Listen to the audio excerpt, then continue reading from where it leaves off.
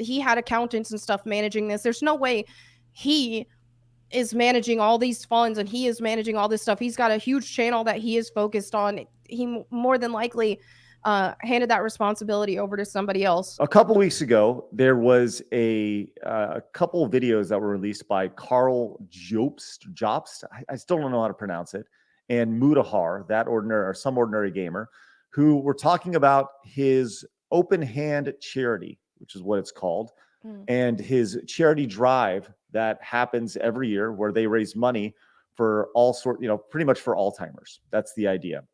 Now, when we talked about this a couple weeks ago, the idea was, our overall thought was, let's wait and see where this goes. It's still a little too early to talk about. Right. My personal experience with Gerard is he's always been an exceptionally nice human being. Very nice. Yeah. Like he's never really said anything bad about me. I've had no reason to say anything bad about him in our interactions. I was incredibly jealous of him when he was in the Nintendo World Championships and I was not. But Gerard, for the most part, has been a fairly safe bet when it comes to dealing with brands. He's very family friendly, I would say. While he's likable, he smiles, and he's got this kind of lovable oaf type thing going for him, while still being an authority in what he talks about. So he had a viral video about a few months ago, maybe a year ago, where he bought pretty much every Wii U game and 3DS game before they were delisted, and he spent like $25,000 on that, and that was kind of a viral thing that got passed around the internet. It's pretty cool, with the idea of like preserving these games. But this video from Carl and Mudahar, who I'd love to have Mudahar. I'd love to have both these guys on, not to talk about this, but just talk about their channels and their careers in general. But that's beyond the fact. They released this video talking about it, and the TLDR of it is that they had $600,000 worth of money that had been sent to their charity with the intention of it being dispersed to other charities, which was just sitting in a bank account. And over the course of their charity drives that they've had for the past several years, when I say they, I mean the Completionist and his team, all that money has just been sitting in a bank account, essentially collecting interest, doing nothing, instead of being dispersed to actual charities as he had told his audience was supposed to happen. Okay. Right. Now, there's a couple arms to this, because in addition to his charity drive that he does called Indie Land, he also has a golf tournament that is done, and that's been going on way longer than Indie Land, like since the early 2000s. So last night, Carl posted a video, and apparently Mudahar is going to be posting another video, which may be up live, and we'll talk about that when it goes live, with an update on this. And it kind of gets into the dollars and cents aspect of where this money is. And it digs a little bit deeper into why this is a little more, I hate the word problematic, but it's a good way to describe it. Scandalous. Right. Why it's a little more scandalous than initially. And the more that's coming out about this, the more it's like not looking very good. So I want to pick this up about 8 minutes and 13 seconds into the video, and we're going to watch just a couple minutes, and we'll stop and go as we see fit. And Blabs, feel free to chime in as well. But this is just keep in mind, there's 2 points to this charity where revenue comes in: the Indie Land and the golf tournament. So let's go start it right there, and we'll continue. Specify what it is. Now let's look at 2021. Indieland raised $113,000 in direct donations. Then we take off around $2,000 for Tiltify fees. On top of this, every single year the Syzygy Foundation, the charity founded by Jamie Lee Curtis, gives a grant to Openhand. In 2021, they gave them $25,000. If you add these together, you get around $136,000. Okay, so what they're doing now is through open resources, they've gone in and they've looked at the actual money that's come in to the Open Hand Foundation and where everything is from, and they've added up the money. But shockingly, for the entire year of 2021, Openhand only received $136,000, which means again the Golf Cup hardly raised anything at all.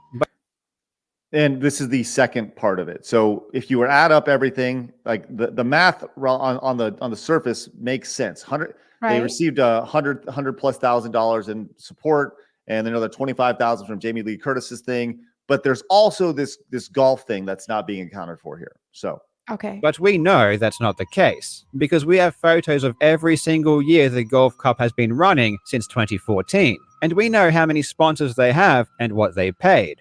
And not only that, this means all the bits, subs, and all of that extra revenue that Gerard promised us would go to Openhand wasn't sent over either. Now in this video, I'm just focusing on the golf tournament, and I won't go into all of the ways the Completionist and his family seem to be stealing donations, but I suggest you keep a lookout for an update video by Some Ordinary Gamers, who will release even more information on that very soon.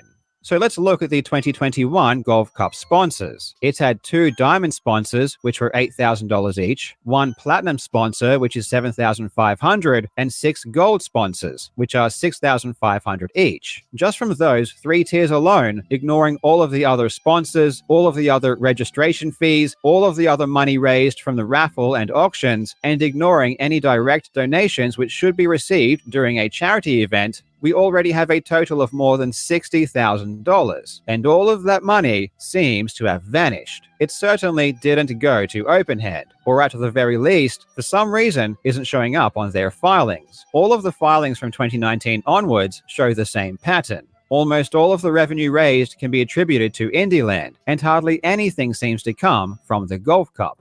okay, so that's where a lot of this is kind of like, okay, so they're generating an extra, $60 plus $1,000 on an annual basis through sponsorships here, but it's not being accounted for in the charity, which once again, so this money's just kind of going missing. Right. And the question is, where's that money gone? A lot of people have taken a lot of the criticism attached to this. As when we talked about this 2 weeks ago, people were like, I can't believe, this is a scam, blah, blah, blah. And our thought was, well, let's just wait and see. And obviously, like, we will continue to wait and see, but this does not look good. And that there's just $60,000 that's missing here. So where did that money go? We don't know. Let's go continue here real quick. Despite photos clearly showing it has massive sponsors paying up to $10,000 each. Certainly, tens of thousands of dollars at least in donations every single year are going missing. The question is how and where. Everything raised from Indieland is through electronic means. This makes it very hard to hide, and any accountant will immediately pick up a discrepancy between what the bank statements show and what they are filing with the IRS. But the revenue generated from the Golf Cup is different. The website has a page called Where to Send Payment, and it literally just tells you to write a check to the Openhand Foundation. No matter what account the money is going to, however, we know it isn't going to Openhand. In my previous video, I was very careful not to make claims I couldn't prove. I wanted to make sure that when bringing up this sensitive subject, I didn't come across too aggressive, in order to limit the amount of backlash. But I think at this point, I've uncovered enough to confidently say that something very criminal is happening with the Openhand Foundation. That's a really bold statement. Yeah. Say that something criminal at this point is happening. Let's go and continue here real quick. But Melanie, are you following kind of the thing is with a lot of charities and stuff in general, one reason also why I'm very apprehensive when it comes to actual charities, and I like to help people individually more than I like to donate to charities for that reason. But there is also a lot that goes into these things, and the numbers do seem a lot more inflated for how much a charity actually pulls in versus like the expenses that they spend in running said charity. So for example, like that golf tournament, just all the expenses that it took to put all that together and do all that are going to be surprisingly expensive. So it's like, it's one of those things to where sometimes these really grand, big fundraising opportunities turn out to not really raise that much money in the end, just because of how much that they're putting into marketing, how much they're putting into setup, labor, all that, because a lot of people who are working these charities, I mean, they are getting paid. So yeah, it's a lot. And then especially when you also factor in that a lot of charities and a lot of people running charities, I mean, there is a lot of scams surrounding all that. So, I mean, it's definitely a possibility that this is a really shady thing as well. Um, I kind of would need more information though, but Right. I don't trust most charities. I think you're right, and I think a lot of people in when we were talking about this earlier before the show, I was talking to Blaz about why this is important, and there's a huge charity aspect to a lot of things in the gaming space, right? Yep. You see awesome games done quick. You see all these. You see Extra Life from Rooster Teeth. I think they do Extra Life, but these are charities that raise hundreds of thousands of dollars every year, and a lot of times that money just goes to the accountant or CEO or Right. whoever's running that before it actually gets to the purpose that it's meant to go to. So why this is important is that this has a negative impact on literally everybody who's trying to do Yep. good. Mhm. And not to say that Gerard's not trying to do good, but if you were trying to do good, you probably should have acted on things a little bit sooner, Right. than And with go ahead. Gerard's with his involvement in all this, I'm just curious about hey, is he kind of the face of this and promoting this, and he has accountants and other people that he is trusting to run this, that he is not fully privy to everything that's going on? I don't know. I don't know all that information. So I mean, it definitely seems like there's some suspicious activity going on with this whole charity initiative. But I can't, I haven't seen enough to be able to pinpoint that to directly just a singular person in this case. Right. Let's go and continue on here. There's just a couple more minutes here. We'll continue to check this out. We have the Completionist and the Open Hand website lying for years that the foundation has been supporting organizations when it has never supported a single organization the entire time it's existed. I think that's my biggest problem with this is that you're saying Mhm. it's going to here, it's going to here, Right. but the money never went anywhere. It just sat like, Mm. yes, we intend to give the money to this, we intend to do this, but saying Right. it's going or it's been given to without that's my biggest issue with a lot of this. It's you're just lying to your audience, which like I said, for somebody who has interacted with Gerard many times, is kind of the most shocking thing about Mhm. this. He never struck me as has never struck me as a guy who would lie to his audience. Um, Right. and I I think the other thing attached to this is that he hasn't said anything. He hasn't said anything about this publicly since these videos have released. I don't know if he's Labs, can you check to see if he's had any videos released on his channel, please? Um, and in doing so, I think it's a very clear statement that there's something bigger going on, that his lawyers have said, you shut up. Mm. Shut up and let us do the talking Right. when the time is right. And that's probably the craziest situation of this whole thing is that I'm sure he wants to say something and be like, no, no, no, no, no, that's not what it is. But he Right. literally can't. My thing is and I can't help but just wonder, like, okay, how much of this does he understand what's going on and all that? Because I don't think someone like him would jeopardize his reputation and his entire career for what, 100,000, $200,000. Um, that's because that kind of scandal could completely ruin his entire career, and I that's why it's hard for me to just completely pin the blame on him without seeing more information, because with someone with that kind of following that he has, they're not going to risk their entire channel for 100, $200,000. I don't, that doesn't make sense. Right. And I don't disagree with you on that as well. I think it's a very narrow mindset on a lot of this. And I think that's the other thing is as we look at kind of what he's done over the course of his career, he's grinded 1.6 Mhm. million subscribers over the course of his career. And when you look at you're talking about like damaging his career, like you look at his social blade now, and his social blade, which reflects his YouTube channel, he's going through the ringer, man. This is Right. what it looks like right now, and people are dropping. You know, look, this is 10,000 subscribers that's a lot, but it's still a drop in the bucket when you have like 1.6 million subscribers. Right. But it'll be interesting to see kind of what happens. But people are turned off by this. This is Yeah. this is something that you talk about, like ruining your career. Yeah, I mean, the damage that this could potentially and may have already taken on his brand and his image and his career as a whole is way worse than the potential profit that ultimately, let's say this is as scandalous as people are suspecting it to be. It wouldn't balance out. It wouldn't be worth it. Like, he wouldn't have profited enough. Like, he would have taken more damage than he would have even profited in this kind of situation.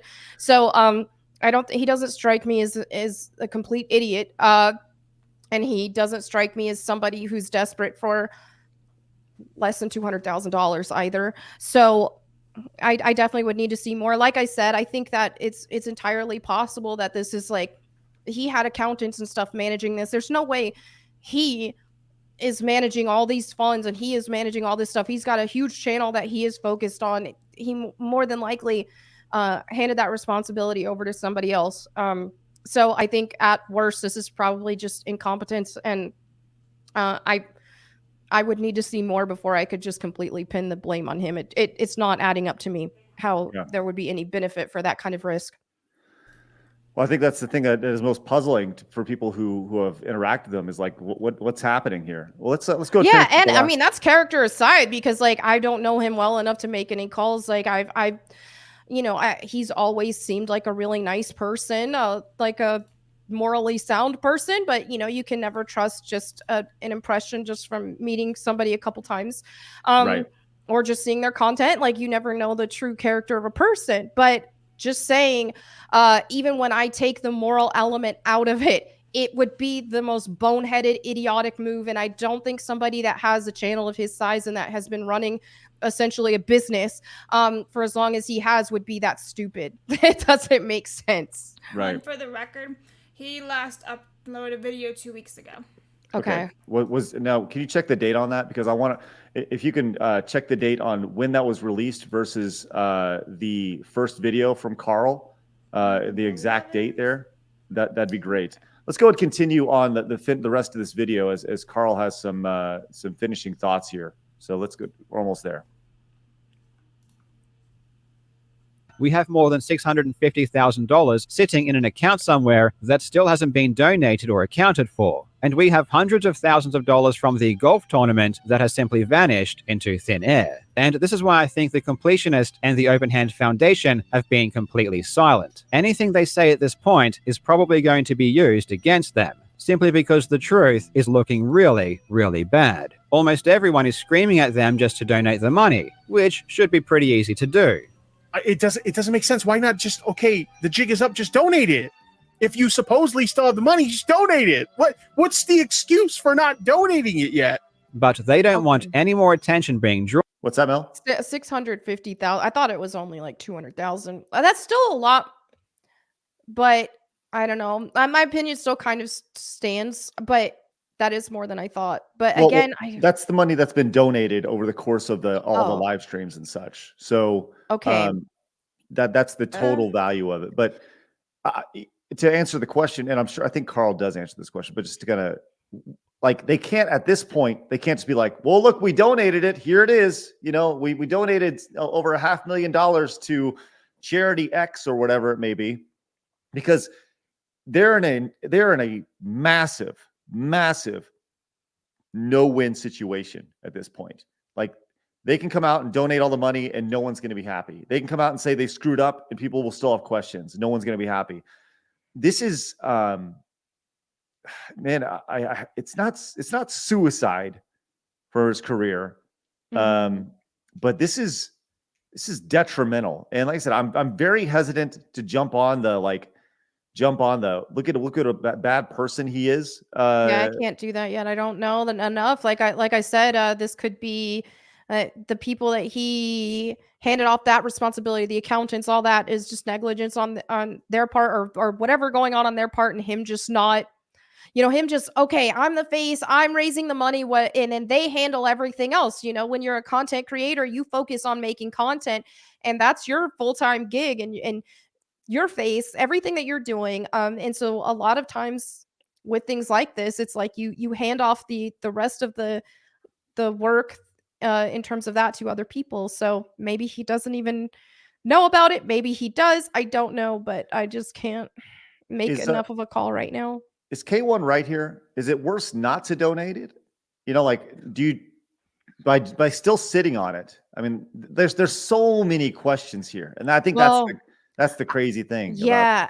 I think with like what you were saying and stuff, they've got lawyers and stuff like that they're working with, and I think before instead of just, oh, now let's rush donate it, they probably have to prepare whatever it is and whatever has been messing up behind the scenes, all that kind of stuff. And again, I don't trust charity organizations as a whole because a lot of them are scams, or a lot of them just aren't run well. A lot of them are just like, okay, here is something that looks good, but the purpose of it is tax write-offs, things like that.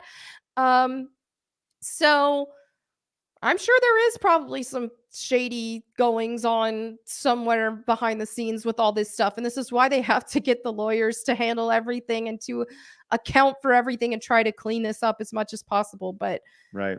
yeah, Salty source, because I feel bad.